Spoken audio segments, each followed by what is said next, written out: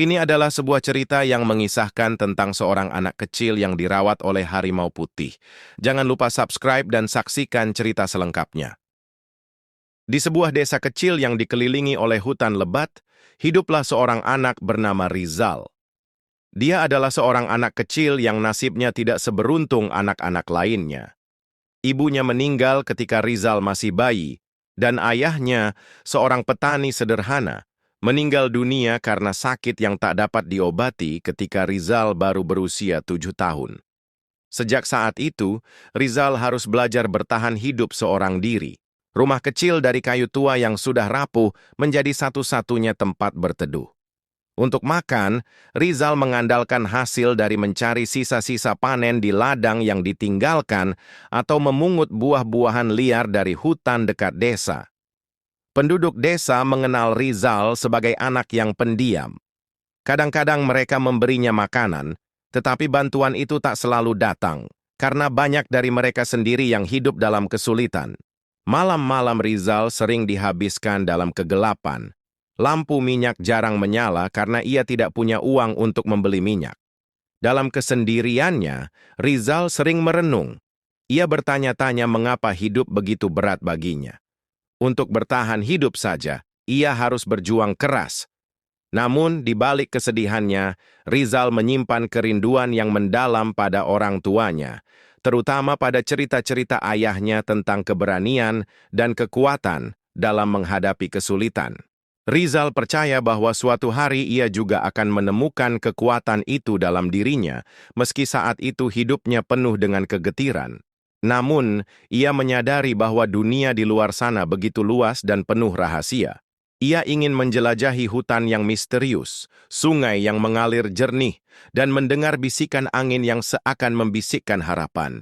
Ia tidak tahu bahwa takdirnya akan segera berubah, dimulai dari sebuah petualangan kecil di tepi sungai. Hari itu, pagi begitu cerah. Matahari menyelinap di antara pepohonan, menyinari jalan setapak yang biasa dilewati Rizal menuju hutan. Perutnya keroncongan, dan ia tahu bahwa ia harus mencari makanan. Dengan membawa jaring kecil yang sudah usang, Rizal memutuskan untuk pergi ke sungai di dalam hutan. Sungai itu terletak cukup jauh dari desa, di tengah rimbunnya pepohonan. Meski tempat itu jarang dikunjungi karena banyak penduduk desa takut pada cerita tentang binatang buas, Rizal tidak peduli. Ia sudah terbiasa dengan suasana sunyi dan gelapnya hutan. Bagi Rizal, hutan adalah sahabatnya, tempat di mana ia merasa bebas. Saat Rizal sedang fokus melempar jaring ke sungai, ia tidak memperhatikan langkahnya. Kakinya tiba-tiba terpeleset di atas batu yang licin karena lumut, dan tubuh kecilnya jatuh ke sungai.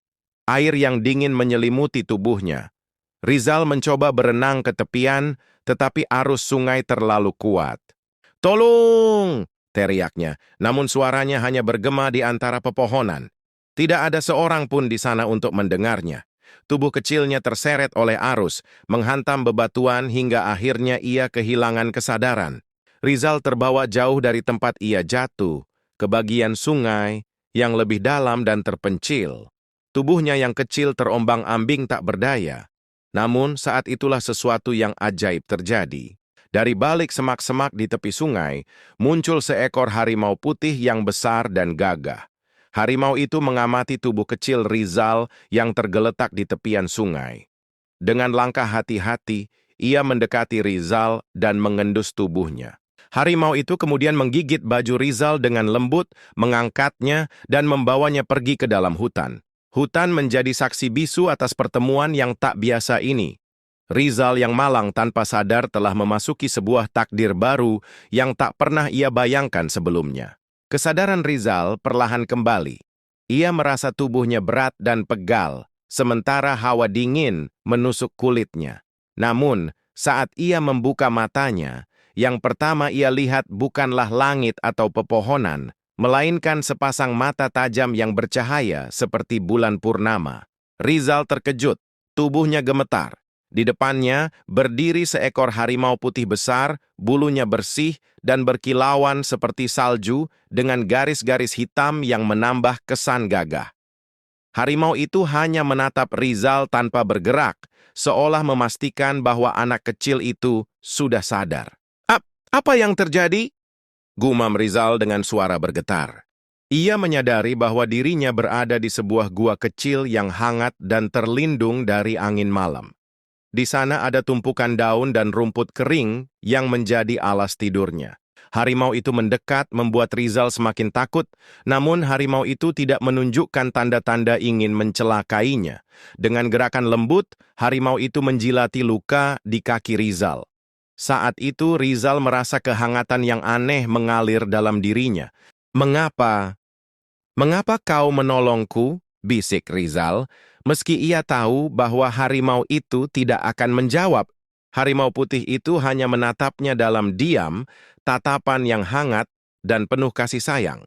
Seolah-olah ia ingin mengatakan bahwa Rizal tidak perlu takut.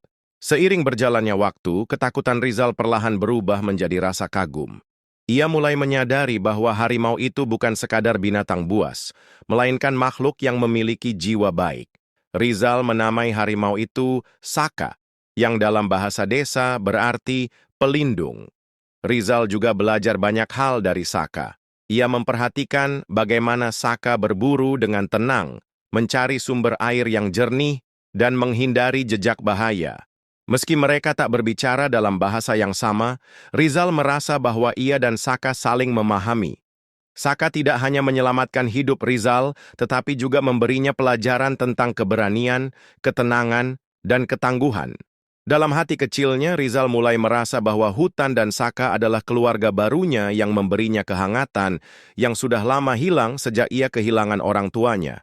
Namun, Rizal tidak tahu bahwa perjalanannya bersama Saka hanyalah awal dari takdir besar yang telah menunggunya di masa depan.